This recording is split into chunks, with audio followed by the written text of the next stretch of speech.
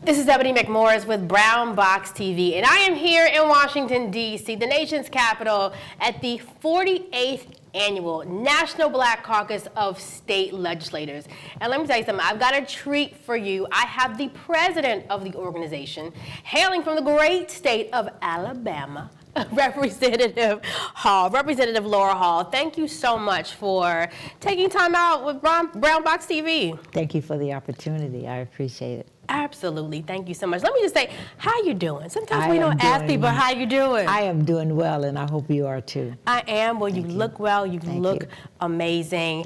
Let's talk about this conference because, you know, earlier we talked a lot about the theme, and the theme for this year is rebuilding the American dream. What does that mean, and specifically for African American communities? Well, I think when you think of rebuilding the American dream, and when you think of what is going on today in terms of, I'll just take diversity, equity, and inclusion, that at many organizations, many corporations, many educational institutions are removing that. And we, over the years, have felt that that was a great way of being inclusive of all citizens, making sure that they all had an opportunity to a good education, good jobs, good housing, all of those things that are important. But at this point, it seems that we are, instead of building that, they're being taken away or torn down. 48 years at this conference has been happening, and there are leaders coming from all over the country that have gathered here. But for those that don't know what happens, talk about what is going to be happening this week. Well, this week is a great opportunity for legislators, one, to get together, and two, to make sure that the issues that are important to us, that they're being dealt with. And as I stated earlier, if it's an issue about housing or if it's an issue about access to health care, that those issues are addressed. And then once those issues or resolutions are passed, then they're sent to the appropriate organization or administration, President's office, House and Senate, for them to act on it. And then we will have a follow-up in terms of making sure they on the heel with those particular issues and address them in person as well. And this is coming together to form the agenda. The agenda, yes. The agenda. Yes. Even from your district and others, what are you hearing from many of your residents and others that they want to see and they're hoping to happen? Because we are just, January 20th, we get a new president. Well, the main thing you hear, people want to have a good job so they can take care of their families. They do want that. They want prices to be reasonable so that they can purchase food, they can buy clothing. People are concerned about those everyday issues that everybody else, you know, how much does it cost for a gallon of milk? How much it costs for, you know, a dozen of eggs? So those are issues that are important and are necessary. So those of us that are representing those districts must listen and then work with those that are in leadership on the federal level as well as on the state level in making sure that we address those concerns. Here at this conference, I know that every day there are different sessions that are going to be held. Can you talk about some of those sessions that you were excited that are going to be happening this year? Well, one of the main sessions is the fact that we have those individuals that have been elected as leaders within their states, such as the speakers, that we're going to recognize and going to have as part of our conference, leading our conference. It is also important that we do that just in terms of looking at what they've achieved because of their working relationship with other legislators within their state, and the other legislators have seen them as leaders, individuals who get things done, and obviously they're able to not only work within their party, but work across party lines. So we're excited about that opportunity. Within NBCSL's efforts, can you give me any success stories that have come out of the organization when it comes to accessing or directly affecting policy changes in Black communities? In terms of, you want individuals who've been moved to another issue or to another level? The power of the organization. Well, the power of the organization, if you look at many of the people that are serving in Congress today, they were legislators. They had served as legislators within their states. And it's obvious because of the work that they had done that the people that they represented saw them as being effective and viable candidates to serve in Congress.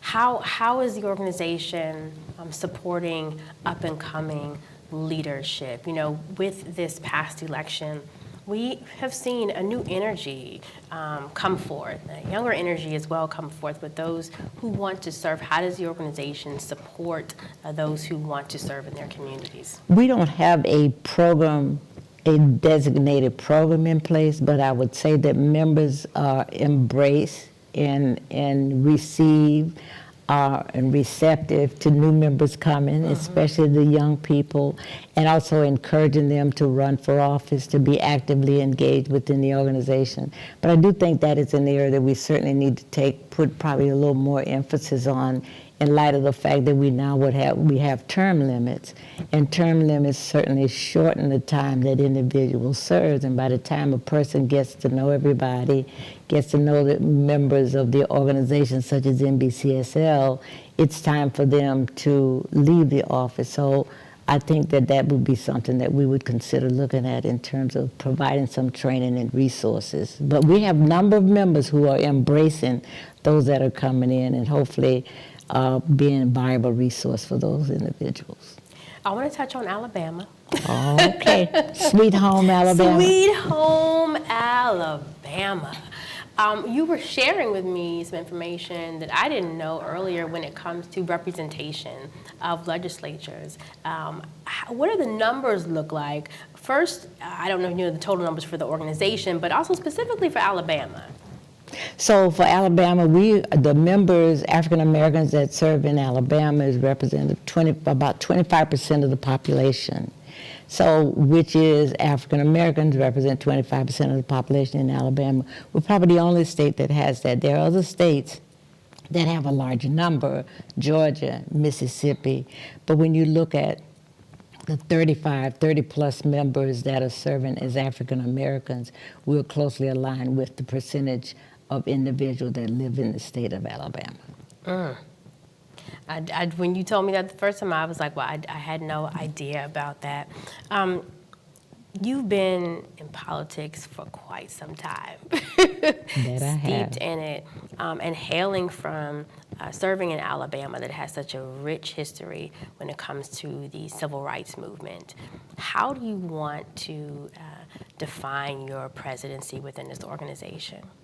I think I would want it to be defined just as I hope it is within my state, that I'm always concerned about the well-being of all of our citizens, and especially the least of these, in making sure, education is my background. And I'm a true believer that every child should enter a classroom and have a teacher that believes that he or she can learn, no matter where he lives, who his parents are, that he or she can learn. And I feel that way because I had that type of teacher for third grade, Ms. Lila Gann, who I didn't think very much of myself, but she made me feel like I was the most perfect child that was walking through her door. And I think every child should have that. And then that child should have the resources that are necessary to be able to become a productive citizen from the time he or she enters those doors until they walk away at the age of 18 or 19 or whatever their age is from graduating from high school. I love it because you keep going back to education, which is so foundational. And you talk about education, you cannot not talk about housing, right? That's because right. it starts where a child is raised. Everything is connected in their experience. For those who are watching, just last words of encouragement to those who are like, I want to get involved, I want to step in my community, I'm not sure how to do that, where I start. What's your word for them? Well, the first thing I would say, get to know who your state representative and your state senator is. That part. First. Get to know who they are. And then have them to tell you what their goals and objectives are for you and your community. Put a demand on your leadership. And hold them accountable. I tell people that I represent all the time, you must hold me accountable. And if I'm not being held accountable, it is on you. But more importantly, the commitment that I've made to serve. I am honored that they've given me the opportunity to serve. And I hope that each day that when I walk out into that community, that I'm serving them the way that they think I should. And if not, then they have a responsibility to pull my coattail and say, what's your problem? We need some help here. I love it. Representative Laura Hall, thank you so much. Thank you. Best wishes in the endeavors that you have. Look, I want you all to stay tuned more with Brown Box TV. I'm Ebony McMorris.